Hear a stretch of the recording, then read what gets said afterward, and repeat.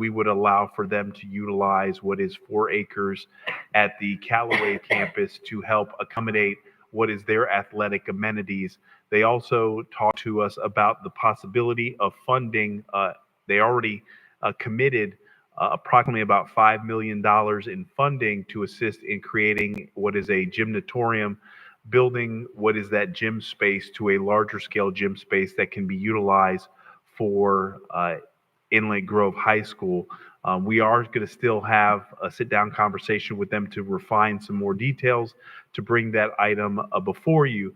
But we look to have a situation where both at this campus as well as what the Wells campus would be, is that there would be synergy and joint use of athletic facilities, and to ensure that one, our taxpayers are not paying for recreational spaces twice, but it creates what is more so as a regional campus. And you will see that the Callaway campus becomes one that could have what is the pool, as well as more of an urban trail, more open park feel, and then the ability to incorporate some other elements that are at the FSHA level, which would be high school fields and the like. And so this is what would be a plan that could be activated. And the reestablishment of Avenue P is kind of what the line of demarcation from the property that the school district is requesting of the city to be able to utilize for the Inlet Grove High School. The reason that this came to this point is in order to facilitate what Inlet Grove needs and what Riviera Beach High School needs. Both parties, the city and the school district, had to work together to effectively come to this point. So we're very comfortable with this. This is actually a concept plan for what the Riviera Beach High School would be, that would contemplate a 260,000 square foot, 3-story facility. You'll see the recreational amenities, or the high school baseball, softball field, as well as basketball, tennis courts, the football stadium, practice field, and that would be adjacent to the Riviera Beach Wells campus. There we've transposed what would be our recommendation for the recreational campus. So you'll see there you have a space for a recreational center, a space for structured parking if necessary. Then you have what is your wet play area, your splash pad, basketball courts, tot lot, tennis courts, pickleball courts, and then a multi-purpose field, and then a small maintenance shed area. But that would be our recreational campus and our recreational node that would be referred to as our Wells campus, with the understanding that City Hall could be in the front of what those facilities are, to create for a lot of synergy in that particular area. So that is all going to be coming before you in the coming months for consideration and further discussion. We ask about the juxtaposition of the city hall with this project, with this Parks and Recs. Did that city hall solicitation include that? Madam Chair, if I may? Yes. The City Hall solicitation incorporated all that property, as well as the property that is south of Blue Heron, which is where the Wells Recreation Campus, as well as the property that the city owns between 22nd and 23rd on Broadway. So it activated all the 3 major parcels here in the city of Riviera Beach. Originally, it was a situation where we did ask for more green space or more property from the school district, but the 4 acres on the school district side and the 4 acres on our side was the number that we landed on. And if I may add, go ahead, sir, I'm sorry. Oh, you ready? Okay. Ms. Evans, you said that the City Hall solicitation incorporated the property behind our property, which is that school board property? Madam Chair, if I may? Yes, go ahead. Yes. And in our solicitation, did we get permission to put their property in our solicitation? Madam Chair? Yes, Yes, we did. Okay. Um, And- the facility that we are considering building, how much are we planning on spending on that? Madam Chair, if I may? yes, go ahead. The entire campus has $45 million allocated to it. Okay.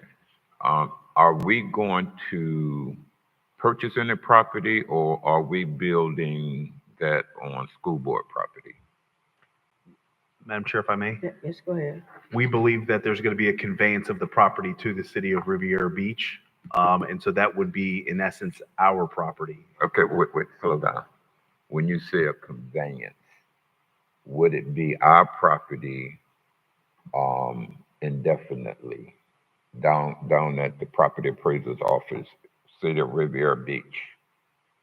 Madam Chair, if I may? Yes, go ahead. That's what our negotiation point is, yes. That's what we're looking for. We'll have clarity from them when we meet with them, I think, next week.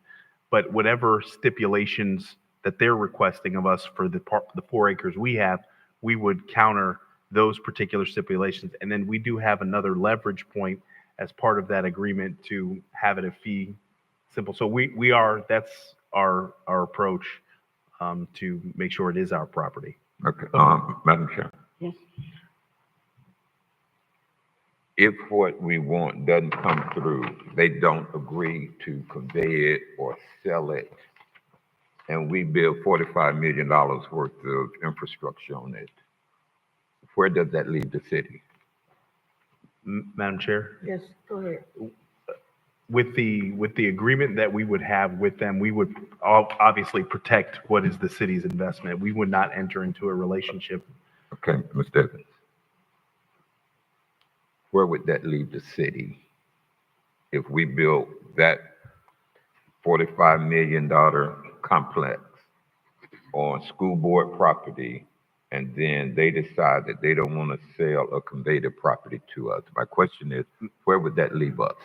Madam Chair, at minimum, it would either be a 99-year lease. So at the end of 99 years, it would be a situation where the school board, if it's a lease, can tell the city to vacate the property, and the city would have to abandon what the investments are. Or it would be a situation where it would be What was that first one about abandoning investments? What was that?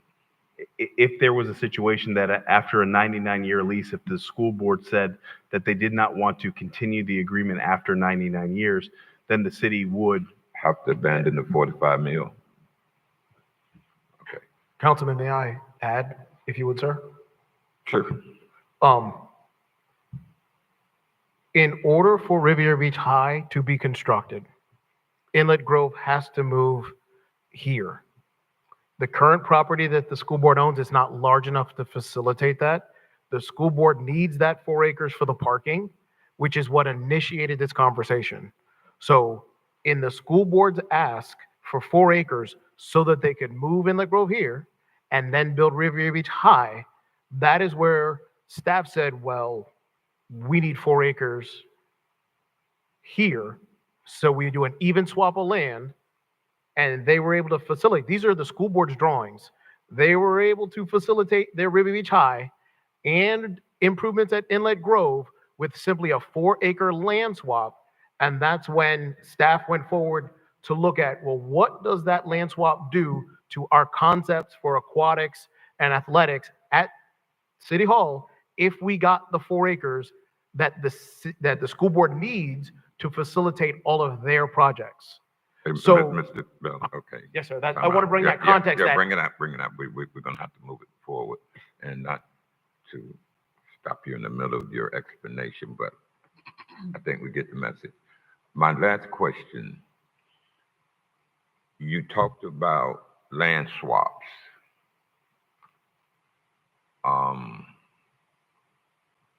Has that been determined to be the final arrangement of how this process would work? Is there any type of land swap agreements? So for the last 2 years, myself and Wait, members. wait, slow down, Mr. Bailey. Please, just answer my question. Are there any land swap agreements as we speak? Staff intends to bring the agreement to council on Mr. September Bailey, 17th. Can you please just answer yes or no? That's all I'm looking for. Neither Are there board, any land swap agreements with the school board? neither board has authorized the land swap. Okay, no agreements right now. So we're still in discussion period. And I'm not trying to cut you off and be rude. We just have a lot to get through.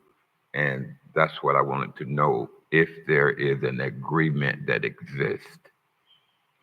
And I would hope that we be careful until we actually get some agreements. I see the city like to move without agreements, or complete an agreement with the county and the Barracuda Bay. We want to move forward now with this project, and there are no actual agreements. You're in discussion, I understand. Looks promising, but I would hope that we don't commit anything until we actually have some agreements in place. That's all I'm saying. Yes, sir. Madam Chair? Yes, go ahead.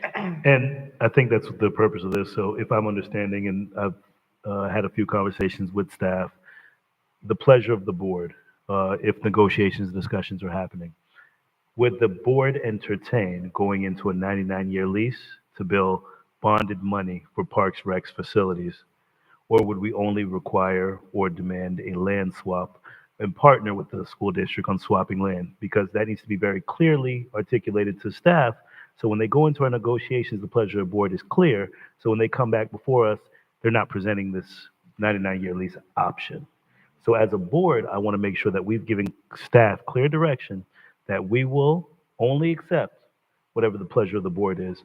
I would be in agreement that it's difficult to build and use taxpayers' dollars and bonded money on leased land.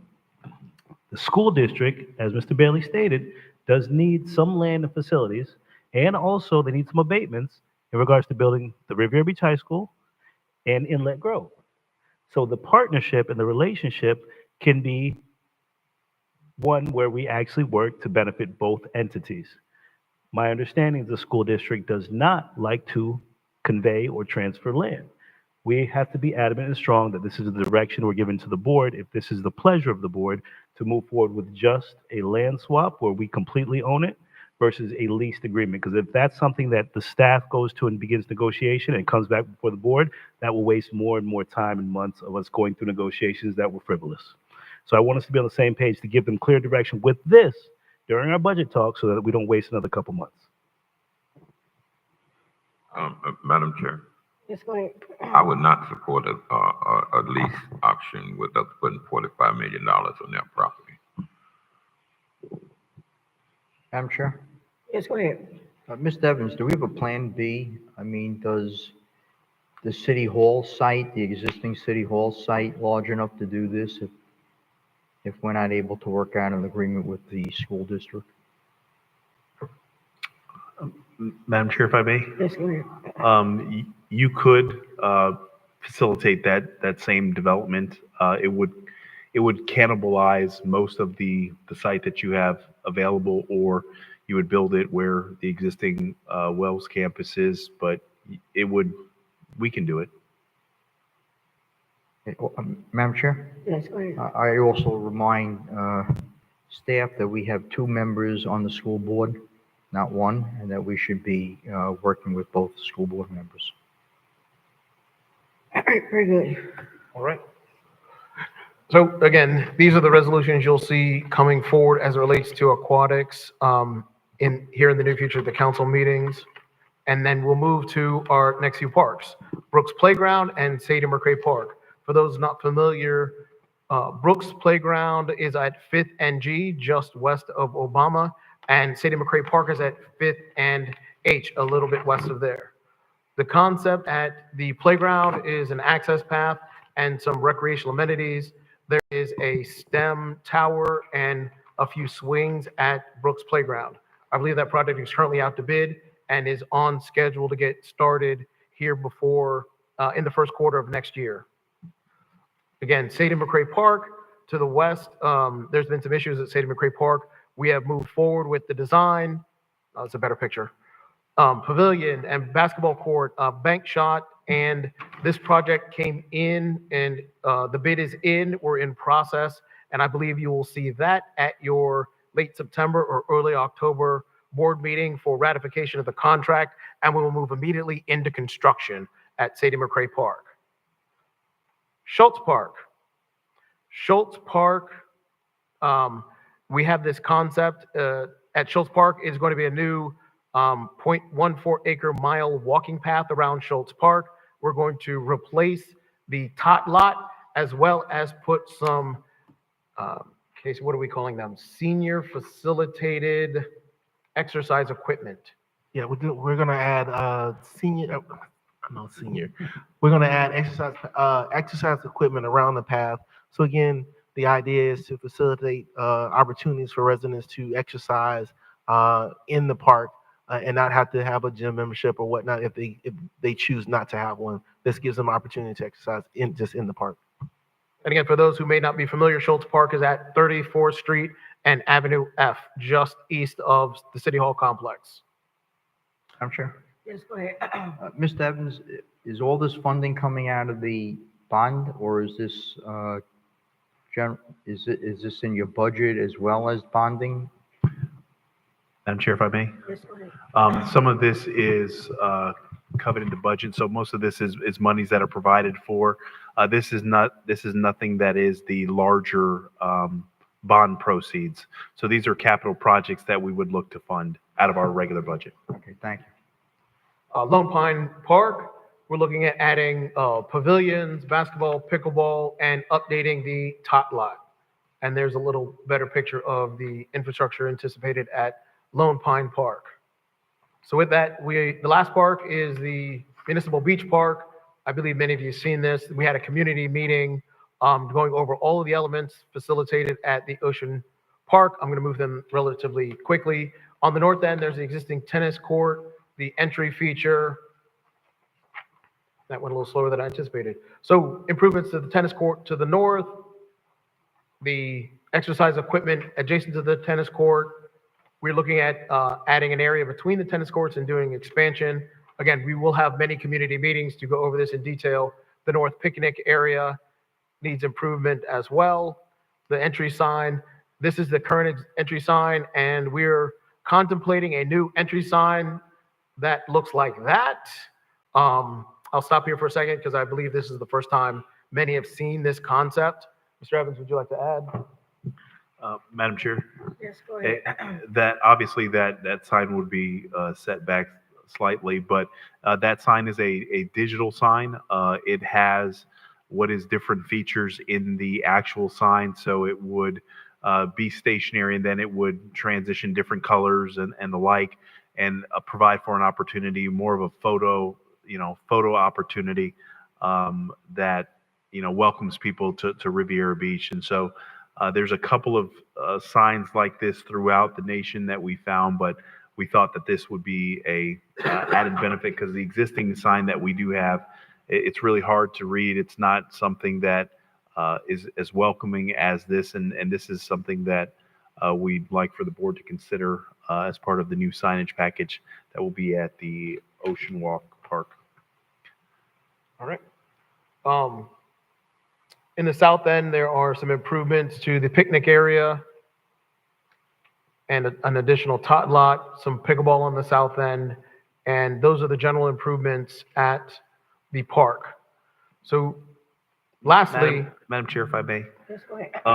One of the things that I know we're having conversations about, naming of facilities and the like, and just something to consider. That park is Municipal Beach Park. That's it. It doesn't have any, reference to the ocean or, so just something that, the board may want to consider actually naming that park something, because you have Ocean Reef and you have some other, so just something to consider that, Municipal Beach Park, it doesn't tell you what municipal, entity it is. And so just something to consider in subsequent discussions. Madam Chair? Yes, go ahead. Mr. Bailey, weren't we also looking at a boardwalk? yes, a boardwalk has been discussed as an amenity at the park. All right, and lastly, I believe you've been presented this before.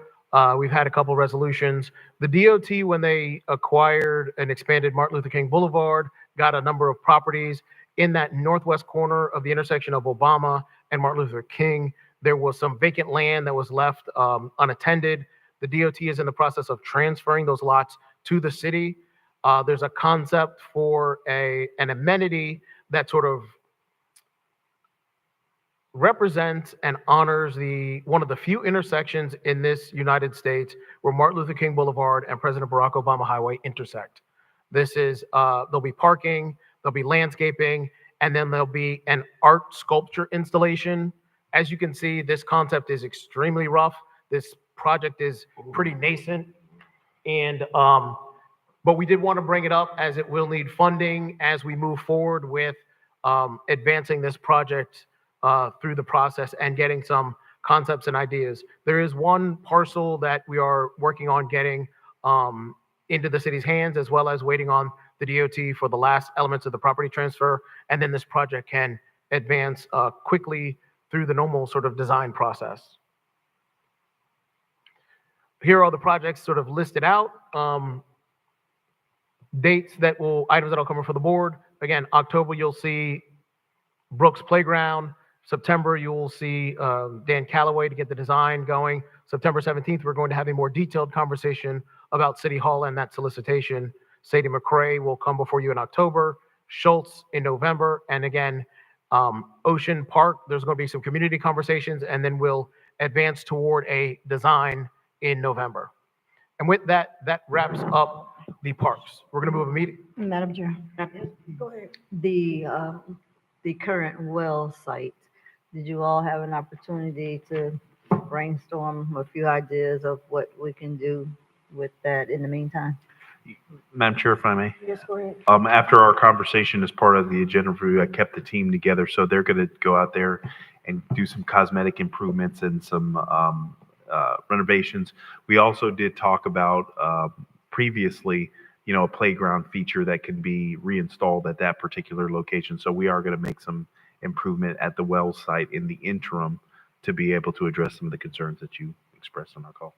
Okay, thank you. Madam Chair, I just wanted the council to know that at one point we were involved in a grant application process, and at that time, one of the requirements of the grant was that we supply a deed for the park that we were applying for the grant.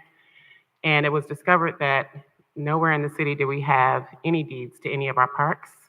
And so the legal department took it as a project, and we now have the deed to every park in the city as a public record. Thank you. Well, thank you. All right. I'm going to pick up the pace as time is drawing near. The rebranding project, again, we started with that welcome sign that you've already seen. There are all of these locations where there's either an entry sign, a welcome sign, a community sign, or what will be a park sign. Here are some of the signs throughout the city. Here's the concept of what the new sign would look like. Again, here are some concepts at different locations throughout the city. Lord have mercy. Go ahead. Yes. No, I did want to ruminate on the consternation on the fish.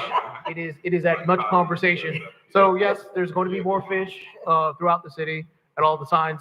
Here's the concept of the community sign. There are currently 32 community signs in each of the communities, and this is what the new sign could look like. This concept will also be, again, this is at Sadie McRae Park. This concept of the fish will be at the parks and be going throughout the city. I'm going to move fast. There's a new sign contemplated at Congress in front of the library.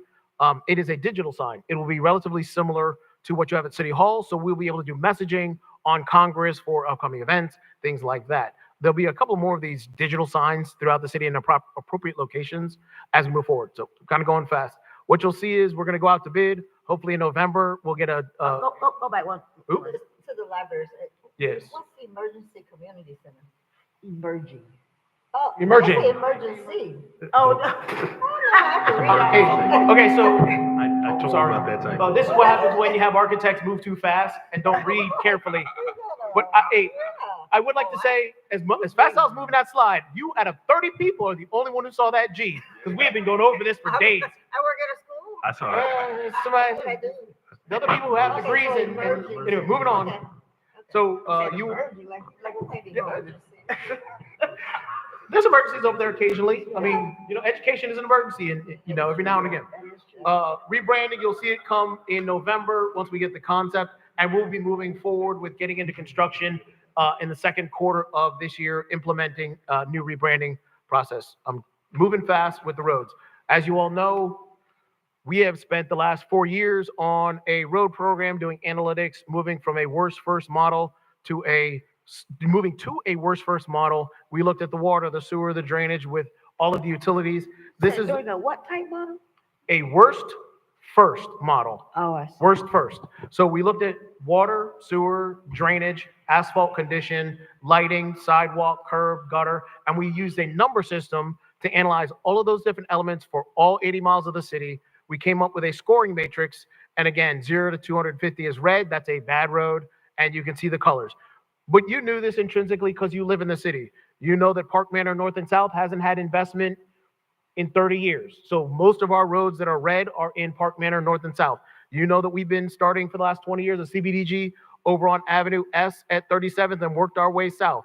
You would expect the roads to be green over there. And just intrinsically, you know your roads, and this, after we ground truth it, matched analytically what we knew empirically. So what we have done is we've gone through each of the districts and we've looked at the worst roads in the district. Here's District 1. We're looking at $26 million potentially when funded for these projects. That would be over by West Riviera, and then Avenue R in that $26 million. We've also allocated or discussed with finance. Wait. Washington, I'm sorry. Yeah. Okay. Yeah, I'm in the wrong, moving too fast.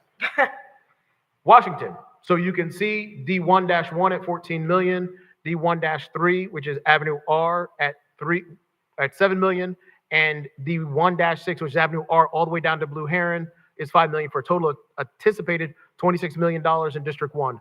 We've also looked at mill and overlay projects. We've allocated we've requested $250,000 in each district for each of the 5 years that are going forward. So that's an overall $1 million that would go into the plan. Here's mill and overlay projects on Datura, 28th and 29th, over at 24th Street, and that's District 1. District 2, again, Park Manor North and South.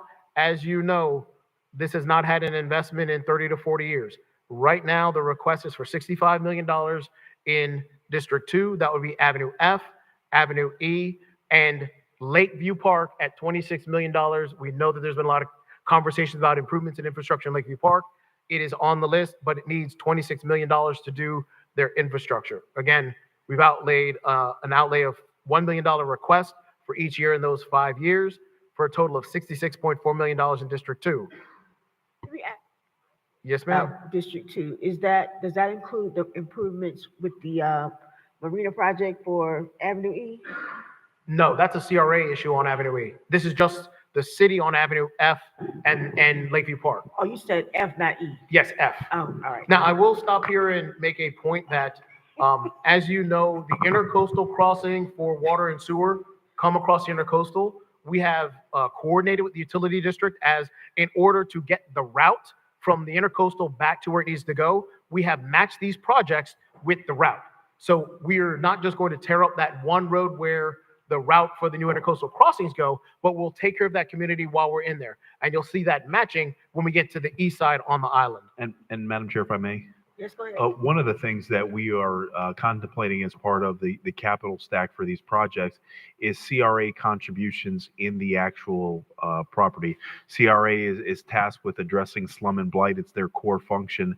And so when you look specifically in District 2, where the overall cost for the roadway being $65 million, we're going to need to pair the capital stack with the CRA to be able to address some of these projects. So when we talk about some of the roadway projects, and the first tranche, I think, is about $126 million, we're looking at a situation where the CRA can possibly go out to the bond market and pull at least $25 million to participate in what is the roadway infrastructure in the district.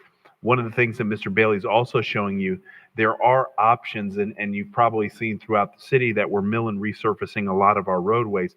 there are options to address some of the cosmetic issues that we have, some of our roadways, and then go through and do some pipe bursting to be able to shore up some of the utility lines. But if we do that, there is some situation where in the next 10 years or next 5 to 10 years, you may have to come back and redo the infrastructure. So, those are some of the things that we've been talking about and some things that we need clarity from the board as to how do you wish to proceed, because in order to make and you'll see at the end, a sizable investment in the infrastructure, you're talking about, a $500 million capital project for all the roads and all the infrastructure in the city.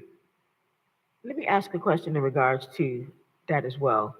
In the CRA, we talked about community benefits. In the Lakeview area, they received some from a project that happened there, which means that the city definitely has to have this conversation about community benefits, because this is a lot of money, and if we're having development, then that should be a part of that development.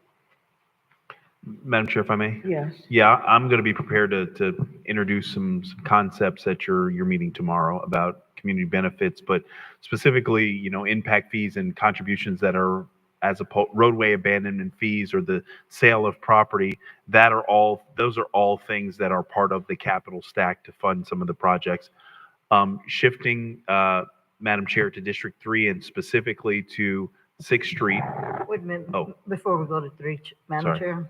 Yes, go ahead. The Avenue E, I know at one point, which I know the utility district has a whole number of things to deal with, but at one point we were talking about the utility district, CRA, and the city kind of teaming up together in order to improve the roadway. That's not possible anymore? Madam Chair, if I may. Yes, go ahead. That is possible. That's part of the discussion, the greater discussion, and we talk about a workshop.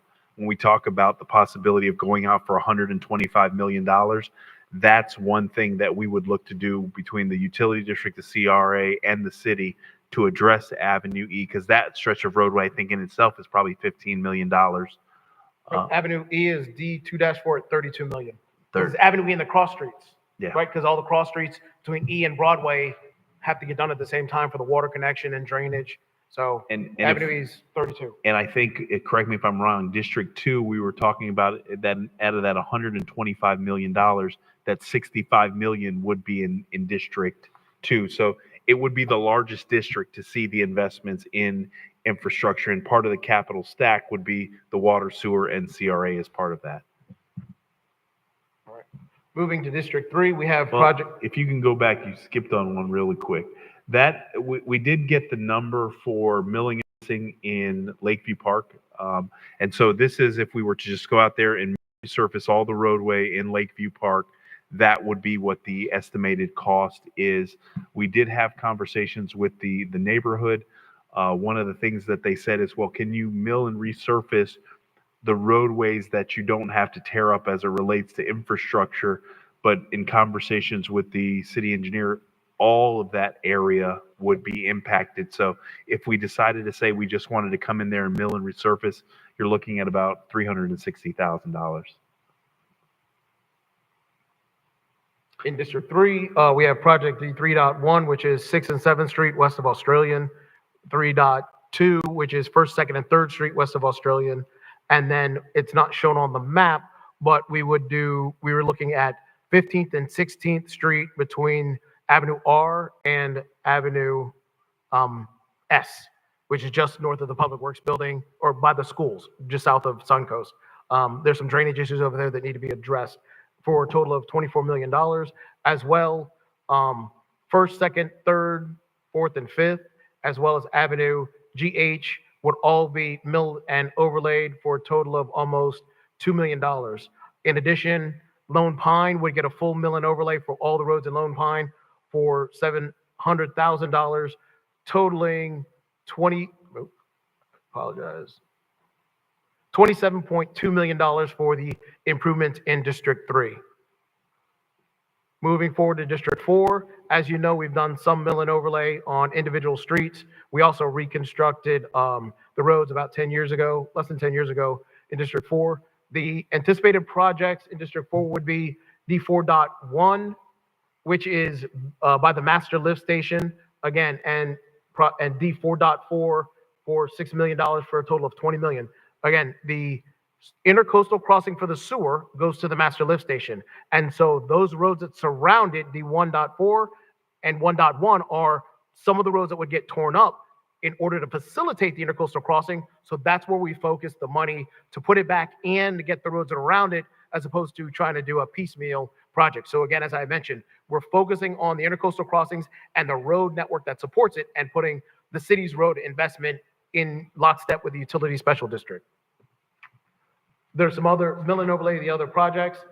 Everything on Singer Island would be completed and have either mill and overlay or new construction, except Yacht Harbor Manor. I mean, not Yacht Harbor was completed, where we did the bridges at D 4.3, and at some point that $25 million will be the last batch of roads on the island that are not addressed. Madam Chair? Yes, go ahead. So you're speaking about Palm Beach Isles? Palm Okay, thank you. So Palm Beach Isles will be the last project on the island, at about 25 million for their roads. All right, so you're good, Madam Chair? Yes, go ahead. So you're looking at doing the Park Avenue area where the lift station is Yes. first, and then doing Palm Beach Isles second? Palm Beach Isles is not in this conversation. You see that they're not on the list, because each district got about $20 million, and that's 25 million by itself. Madam Chair? Yes, go ahead. So you're talking, well, you did your INI study. How bad is Palm Beach Isles? Can it make it for another 10 years or whatever? So in conversation with the utility district, they are looking at either slip lining or maybe some other non-intrusive ways to buy time, so you don't have to necessarily cut open the road in order to address the INI, specifically in Palm Beach Isles. But I have had those conversations of, if we can't get to it now, how do we address the INI in Palm Beach Isles? So that is on the utility district's radar, and we're working on that project. Madam Chair? Yes, go ahead. So then I would suggest that we remill and repave those roads if we're talking down the road.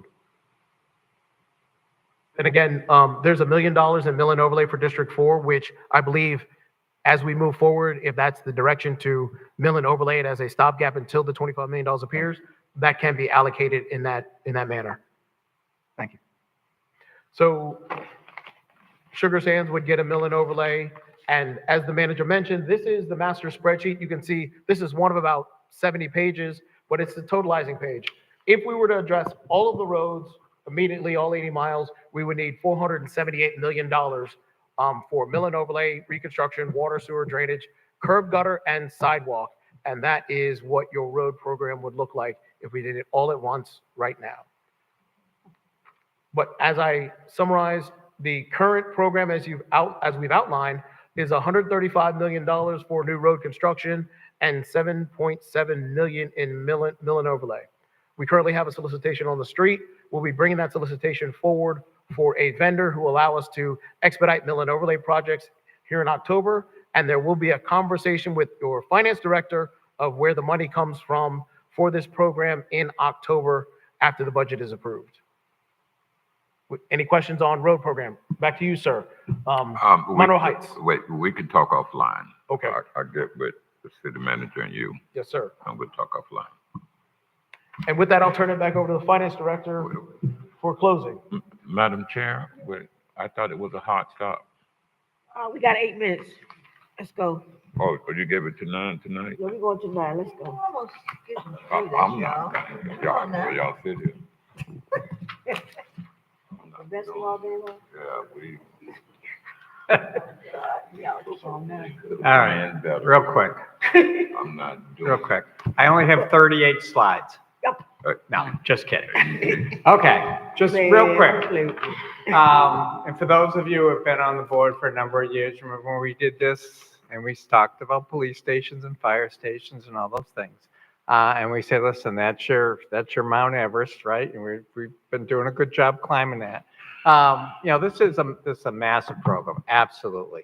Part of what we need to look at is the timing of all these projects, the necessity of all these projects. You're not going to go and rip up every street at one time. So some of these things are going to be phased. Is certainly not a one-year project. But, as we did with the other projects, I know nobody wants to do math tonight, so I really don't have a lot of numbers here. But, as Mr. Evans said, we will build the funding stack depending on project by project and where these things are going to go. You know, one thing I did list a number of different types of financings up here. The issue with the financings, remember, you always got to pay it back. Okay. But, you know, we're going to go through these as one at a time, you know, sitting with the city manager and all the departments to start really putting this project together as the board, you know, signs on to the last 150 slides that Mr. Bailey threw out here tonight. But again, what I want to show is this blue area here, that is your current debt service. Okay, and I know this goes back to 24, but that's your current debt service. When we issue additional debt, that would really be the green area. Okay, and what I really wanted to point out here is once you get past 2031, you can issue a lot of debt that doesn't add to the budget because you're just replacing prior debt service payments. The CRA, you know, is it really in the same type of structure? So we have this period of time, I'll say from 2031, really out to like I think CRA goes away in 2038, 2039, somewhere in there. There's a lot of capacity that's going to be out there with everything that you have coming forth on Broadway and the additional, you know, items that are coming on like Singer Island or out on the west. There's going to be a lot of room for capacity if it is the desire for this board to borrow additional monies in addition to what we currently have. The last thing that I will want to point out tonight is, you know, in Florida, you really have two buckets for borrowing, right? You have those that are funded by property taxes, okay, and those are the referendums that we have for the $115 million. The other bucket is non-ad valorem taxes, so non-property tax borrowings, okay? Those borrowings are capped and there's no crossing between the two different sources of revenues. So I won't do the math tonight, but if you look over in the left-hand column, based on our non-ad valorem revenues that we currently have, and this is from the 24 budget, so these are the audited numbers, we really have debt capacity right now of about $159 million. The issue is we have $117 million outstanding already. Add back the next couple years till we really get this project off the ground, really gives you about $58.5 million of borrowing capacity. If this is the avenue that you really want to go down, because that does not pay for a lot on the city side, we really need to spend some time focusing on our non-ad valorem revenues and the opportunities that we have to bring in more non-ad valorem revenues. And you can see that $58 million is roughly about, at today's interest rates, about $5 million of annual debt service. Again, that would lay in over here, so it wouldn't be that we're adding $5 million in, say, 28 or 29. You're going to add $1 to $2 million in 28, 29, and then you'll pick it up on the backside. So again, this is a much larger conversation. A large cash flow planning needs to be done, and as Mr. Bailey says, we'll be looking for some time, not so distant future, but some time to really start digging into these items. So those are the slides on the financing. I do want to remind you that we do have the public hearing on September 3rd, and then the second reading on September 17th on the capital improvement programs. Very good, thank you. You're welcome. Mayor, could we hear your proposal? Well, I have a question. Madam Yes, Chair. go ahead. So the breakdown for each of the budgets, that's just take a look at the book for the tentative budget book that was given out, because I know we're kind of used to looking at our legislative budget and all of that. Yep. Madam Chair, if I may. Yes, go ahead. Yes, in the actual budget book, it breaks down for we are actually breaking it down even larger, but that's going to take, I think Mr. Sherman said next week he can have what is the specifics of all those line items. Okay, so we'll have And- that for the September September. Yes, 3rd yes, you meeting? will have your legislative budget Okay. as part of the September meeting, yes. Okay, thank you. All right, very good. Mayor? Madam Chair, thank you. And I did want to take a few moments to introduce the framework of this action plan. And just in the spirit of collaboration, I wanted to give an opportunity to introduce it to my colleagues and to the community. But I also wanted to make sure that we have an opportunity to not rush through a plan and not rush through the items. What we've done, I agree with my colleague, Councilman Spiritus and Councilman Guyton. Both of them have concerns about making sure that we focus on the budget.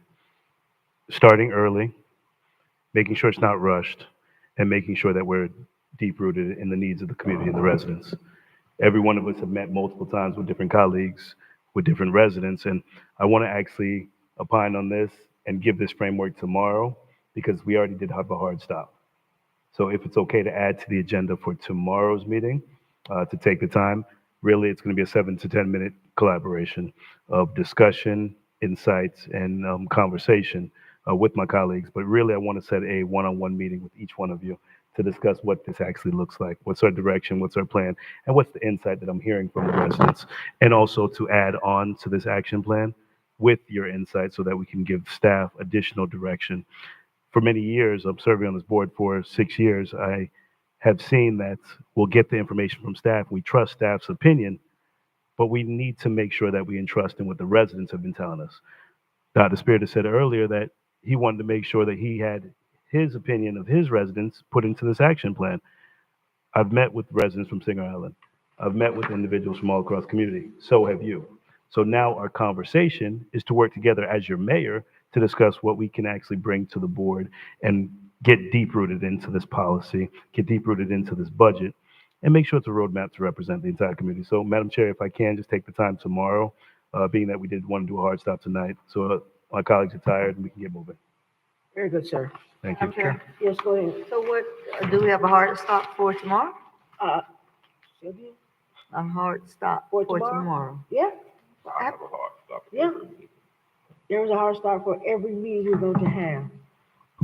I hope we are all on the same page that we are trying to make sure progress happens, Exactly. okay? It does not happen when we're constantly talking about we're ready to go home and we're just moving through things really quickly. We've done a lot of great things and You're absolutely right. we don't want to go backwards. Sure. So, I mean, now, please be clear. I mean, I'm not advocating for being here all night because I do have another job I'm at all day myself. So, but I am saying I'm willing to sacrifice because I know what we're trying to accomplish. And so I do not want to just, I mean, first of all, we've been and knocked on people's doors. This is the job we signed up for, right? So if we're going to be trying to make progress happen, it takes time. You can't do everything in 1 hour. Well, I guess you can, but I mean, there's a whole nother story of how that would happen. But, just if you all could just be a little lenient, a little bit. No, with I it, understand. I suggested earlier with this, these meetings, because I knew they were going to get intense and I knew that we need to focus on this. That's why I suggested 2.5 hours, and then have a session on Saturday morning to be able to. See, people don't want to come on Saturday too. That's not happening with me. So that's how we got away from the Saturday, remember? People didn't want to come and we're not coming. So only a few people Yeah. were coming, Well, I mean, okay? so, but Let's see, the be thing That's is, not clear. happening I with think me. that. So that's how we got to Right. these weeknight Yeah. budget. And I think that we're gonna have to understand that, past 9 o'clock, people start getting. Yeah, the weary. brain And cells and it's shut down. hard to, so that means that either if it's gonna be on a Saturday or not, it has to be another day in the week.